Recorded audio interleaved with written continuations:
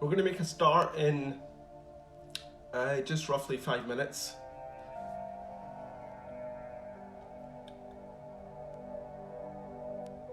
Hi Alan, hi Debbie.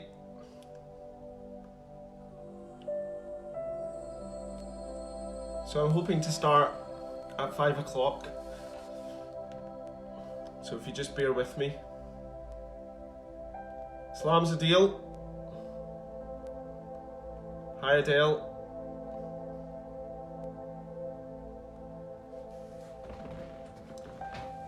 Can you everybody just give me a thumbs up if you can hear me loud and clear and the image is okay? Hi Trevor, hope you're well. Has everybody had a good day? Let me know what you've been up to, any hints and tips to get through your day during lockdown. Hi Steve. How's it on the island? Hi Vinny. Salam Sad. Great. So I'm hoping to start in roughly 3 minutes. Salams Hamza. Hi Malcolm. Thanks for that Debbie. Hi Imran.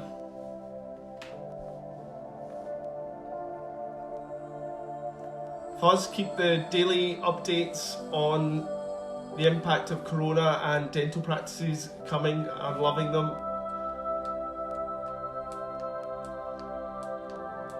My sister-in-law Hamera wants a shout out.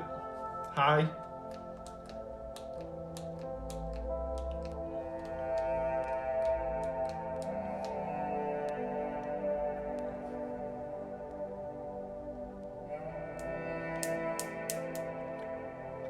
So another couple of minutes and we will make a start.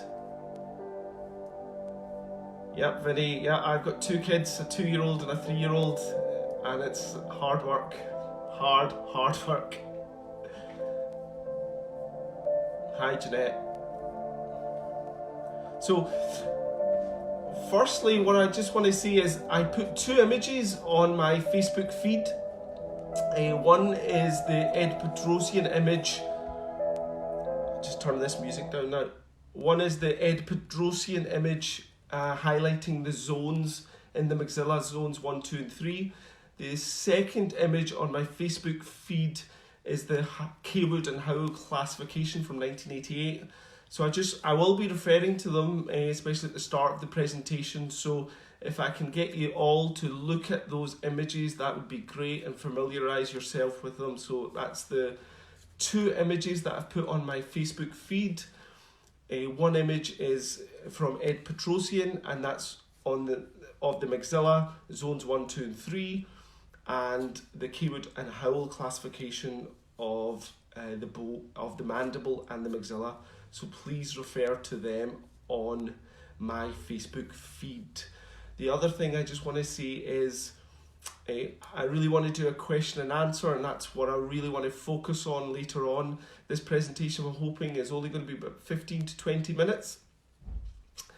I have popped on my email address, and at the end of the presentation I'm happy to email you a PDF copy from today's Facebook Live and from Tuesdays.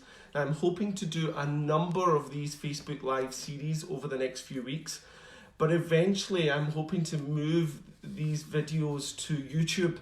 And so if I could get you to like and subscribe to my YouTube channel, again, the link for my YouTube channel is on my Facebook feed. I would really appreciate that. So a few things there. Please take a note of the 2 images on my Facebook feed that I've put on earlier today. Take a note of my email address if you'd like a copy of this presentation and Tuesday's chat, and I can email you a copy of that. Also, please subscribe to my YouTube channel, because what I'm hoping is that by moving this series of chats, videos onto YouTube, I'm able to offer you a lot more. So if you could subscribe to my YouTube channel, that would be great. So I want to start by recapping from Tuesday. So we talked about the 5 treatment steps that I take when I treat and plan patients for full arch, and I talked about identifying the patient.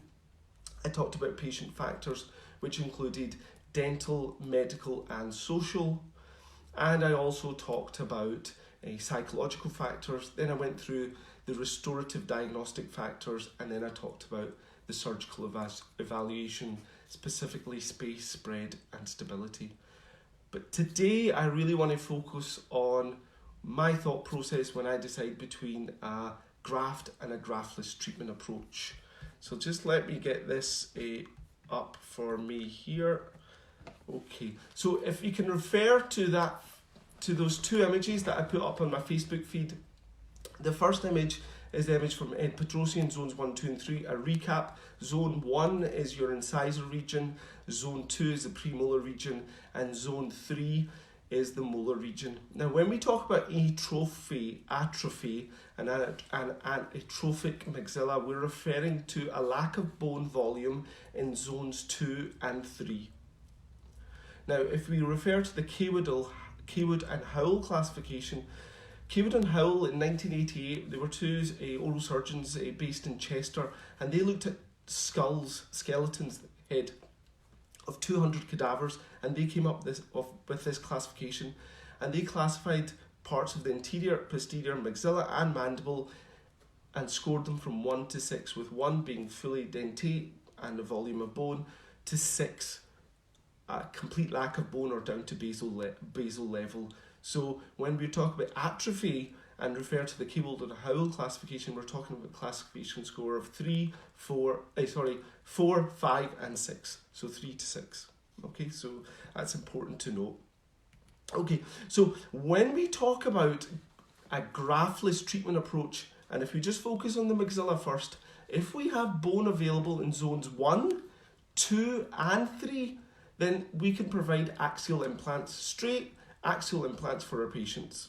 Great, because we can use straight multi-units, we can preserve a restorative space, so that's great. So for instance, if you have bone in zones 1, 2 and 3, I can put in 6 straight implants and deliver the patient with a full arch prosthesis.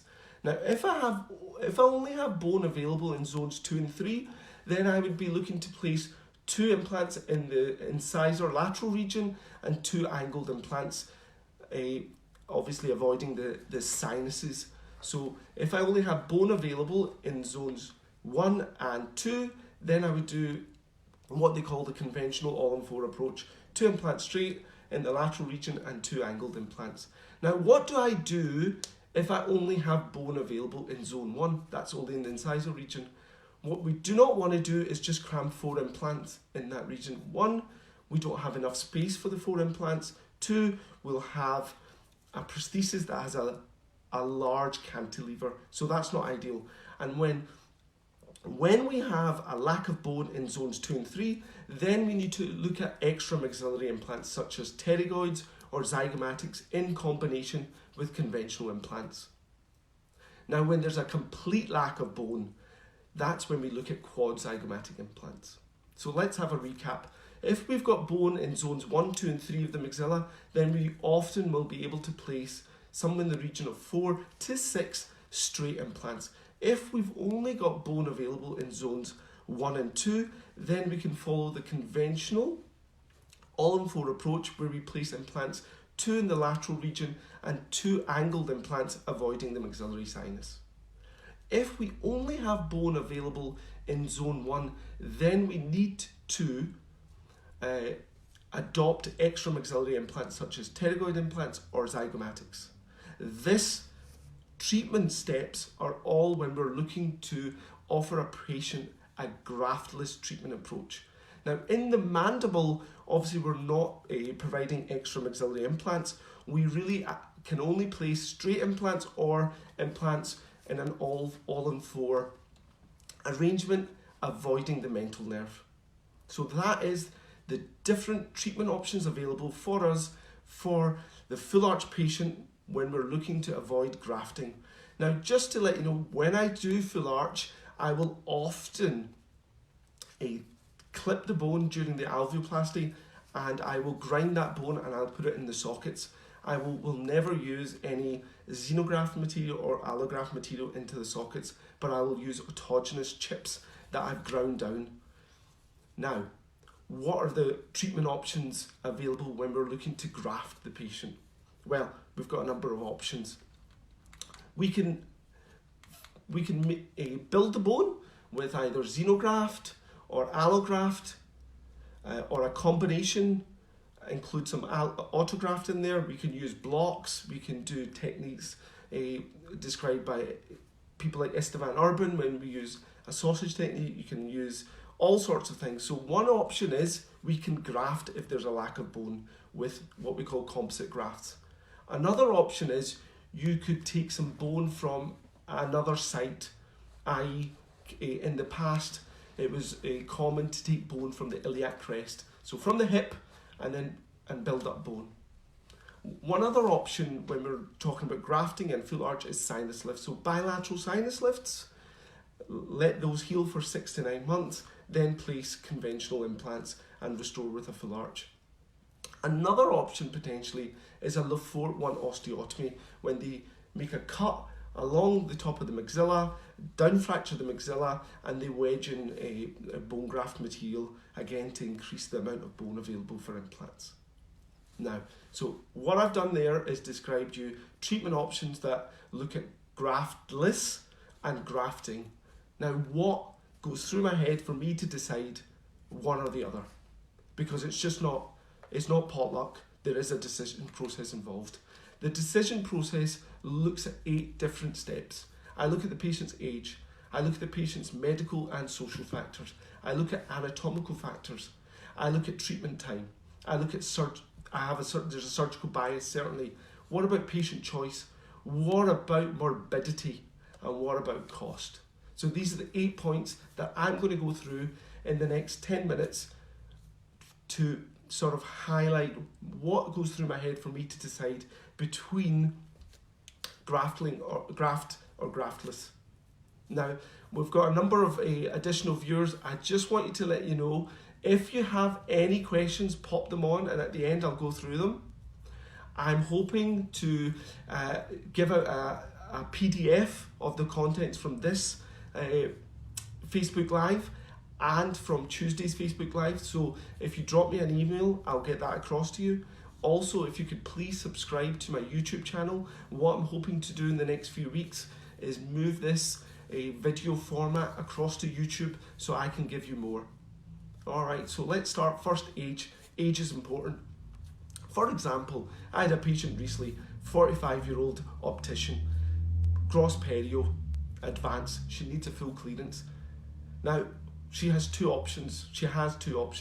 I was either going to do extramaxillary implants such as zygoma due to the complete lack of bone. She only had bone available in zone 1, or I could do bilateral sinus lifts. Now, when a patient comes to me at the age of 45, I'm much more veered towards a grafting approach. Why? Because when I'm seeing my patients and treatment planning them, I'm thinking of a plan A, then I'm thinking of a plan B. And if I can give them a plan A first, and then give them an alternative option down the line, that's what I want to do. When I discuss implants with patients, I'm honest, I say, well, the lifespan of my treatment is somewhere in the region of 10 to 15 years. So we need to talk about a plan B. What is your plan B? So this is my thought process when I talk to the patients. I'm saying, this is what I plan to do for you potentially in the future, and this is why I propose we go down this route. So taking that patient, 45 years old, lack of bone, just bone in zone 1, needs a full clearance, I would be offering this patient and veering them towards bilateral sinus lifts. So age is important. Unlike on the other hand, if I have a patient that's in their 60s, 70s, although patients are living much longer, I'm much more inclined to a graftless treatment approach. I look at patients' medical and social factors. Medical and social. If patients have existing comorbidities such as diabetes, which affects healing, do they have any autoimmune conditions, again affects healing, then I'm much more inclined towards a graftless treatment approach. Also, social factors such as smoking, I will avoid any grafting on patients that smoke. So these are the things that are going through my head when I'm deciding between graft and graftless treatment approaches. Anatomical factors. If I have a patient with a complete lack of bone, so we're saying a K-wood and Howell 5 and 6 in the posterior maxilla, what I'm thinking to myself is what is the osteogenic potential of that patient's sinus? If they have a sinus with like zero bone, what is the osteogenic potential? I'm not convinced that the osteogenic potential is high. That if I fill that sinus up with a xenograft and autograft, that's going to convert into bone. So again, that will veer me towards a graftless treatment approach. How about the patient with the posterior mandible and lack of bone 5 and 6? Am I confident that I'm going to be able to vertically grow the bone? No. I don't have the skill set of Esteban Urban, so I'm much more inclined to go towards a graftless treatment approach in these patients. So that's the anatomical factors. What about treatment time? We know if we go down an approach that's grafting, then treatment time is prolonged, and for some patients they won't accept that, and that's the discussion you have to have with patients. So we know if we go down the route where we're grafting, that the treatment time is longer, and patients need to understand that. Okay, so there's certainly a surgical bias. Look, I mentor people, I have a surgical bias very much towards a graftless treatment approach. It's what I do most commonly, what I feel more comfortable, and so more than likely, even if I don't intend to come across that way, I have a bias towards a graftless treatment approach. So we need to be aware of that. Often maybe that's not the best for the patient, and then if we feel, and we need to be aware of our own surgical bias, and if we feel that that's coming into it, then what we should be doing is referring that patient on to someone else. So please be aware of our own surgical bias. I am very conscious of my own surgical bias, and it is very much geared towards graftless treatment approach, because I do all on 4, I'll do pterygoid implants or zygomatics. Okay, what about patient choice? There are some patients that will not accept grafting. So they won't accept xenograft. They don't want. They're not happy to wait that long for their treatment to be completed. So patient choice comes into my decision process when I decide between grafting or graftless. What about morbidity? Some patients don't want to go through the potential morbidity associated with a grafting procedure. So again, we need to bring that up with patients. Certainly, there is much more morbidity associated with grafting procedures.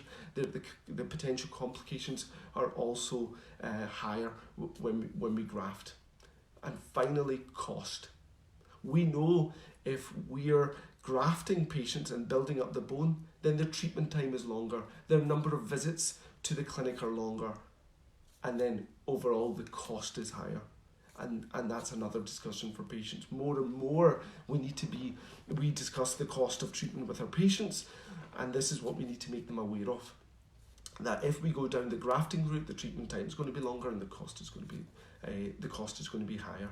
So let's just recap those 8 points that go through my head before I decide between a graft and a graftless treatment approach. Age, medical social factors, anatomical factors, treatment time, surgical bias, patient choice, morbidity, and cost. Okay, so I know that there was quite a bit, and it was I sped through that. Don't worry, if you drop me an email, and my email is on my Facebook feed, I will send you across a PDF of what I've discussed today and what I discussed on my Facebook Live on Tuesday. And please, if you could subscribe to my YouTube channel, I am hoping to move these video series that I'm putting out there. I'm hoping to move them onto YouTube so I can give you guys a lot more. So any questions? So I'm just going to come across and look at this feed and see questions. So if you could pop questions, that would be great. I'll do my best to answer them.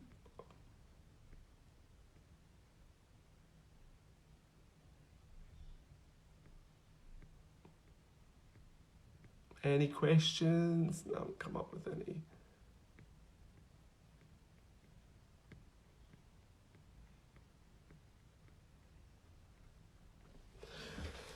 Any questions? I haven't got any here. I've got 55 people. Surely some of you guys have some questions for me on what I've gone through.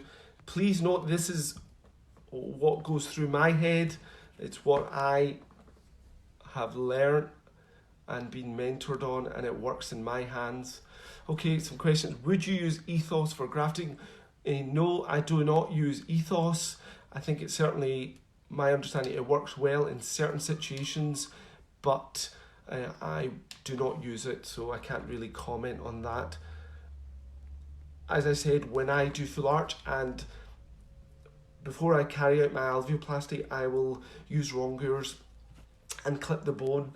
I will then use a small bone mill and then put it, that will crush it into small granules, and then I'll pack that into sockets. So when I'm doing full arch graftless, I only use autogenous chips that are the patient's. What is the cost difference for bilateral versus zygomatic implants? Great question. So it is similar, to be honest, in terms of the cost between the two procedures, but the biggest difference is time. And so when I decide between someone that has, say, bone only in zone 1 or zero bone across the maxilla, and I'm deciding between, do I graft with bilateral sinus lifts or offer zygomatics, cost is not a huge factor in that. It's the patient's age and existing comorbidities and the patient's choice. How willing are they to go through a period of maybe somewhere in the region of up to 12 to 18 months to have the finalised full arch bridge, or do they want something straight away where we can do a quad zygoma and deliver an immediate load on the day? So that's the thought process behind sinus lifts versus zygomatic implants. Great question, thanks. Someone's asking for some pictures. Bit difficult, but if you send me a email, I will give you a PDF which has some images. So success rates of pterygoid. So there's data out there regarding pterygoid implants with success rate equivalent to axial implants, so somewhere in the region of 96 to 98% with success with pterygoids. It's very much technique dependent. In one of my series of videos, I will go through pterygoid implants. Also, I'm doing a webinar for the Lockdown 2020 series. That's on the 1st of April. It's a free webinar, and I'll be going through a pterygoid implant. So you're able to sign up. Again, you'll see a link for that on my Facebook feed. What do I think of ethos? As I said, I do not use ethos. When to use pterygoid implants? Okay, so when do I use pterygoid? I will routinely use pterygoid implants to minimize my distal cantilever, and I will also use it in wide smile cases. I will also use pterygoid implants when there's a lack of bone in zone 2. Then sometimes I can place 2 or 3 fixtures in the anterior region and pterygoid implants. But you just need to watch the span from the most distal implant in the anterior region to the pterygoid, that it's not too long, because that's the real risk. You don't want to just put 2 implants in the lateral region and 2 pterygoids way at the back, because your metal bar, that span is too long. So you need something in the middle to break that up.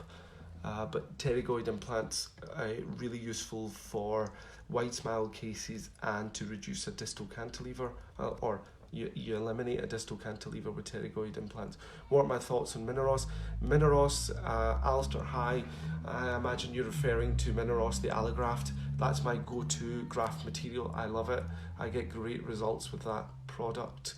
Why would you not use xenografts like bios in combination with autogenous? Hi Vinny, yes, I use xenograft with autogenous when I do lateral sinus lifts. Apart from that, I rarely use xenograft, so only usually in lateral sinus lifts, but I don't do them very frequently, I'll be honest with you. I use a lot of short implants. What about minimally invasive procedures? Amjad, hi, if you could just elaborate, that'd be great. So Sad, as I said, if you could email me, and my email is on my feed, then I will send you across a PDF, no problem.